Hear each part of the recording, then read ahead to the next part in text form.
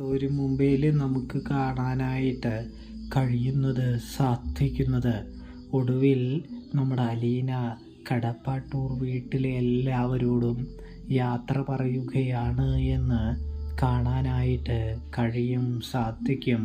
പ്രേക്ഷകരെ, പ്രിയ കൂട്ടുകാരെ, അലീന പോകുന്നതിൻ്റെ വിഷമം നല്ല രീതിയിൽ കടപ്പാട്ടൂർ വീട്ടിലെ തൻ്റെ സഹോദരങ്ങളുടെ മനസ്സിലും മുഖത്തും കാണാൻ കഴിയുന്നുണ്ട്. തുടക്കം തന്നെ ബബിതയാണെങ്കിൽ പറയുകയാണ്, തനിക്ക് ചേച്ചി യാത്രയായി പോകുന്നത് കാണേണ്ട ആവശ്യകതയോ കാര്യങ്ങളോ ഒന്നുമില്ല, താൻ ഒരിക്കലും താഴേക്ക് പറയുന്നില്ല, വരുന്നില്ല, തന്നോട് യാത്ര പറയേണ്ടതില്ല എന്ന് പറയുന്നത് കാണാൻ സാധിക്കും.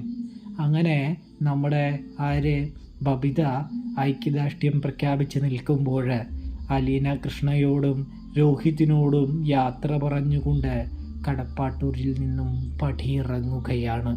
ബാലചന്ദ്രൻ്റെ കണ്ണുകൾ നിറയുകയാണ് എന്ന് കാണാനായിട്ട് സാധിക്കും.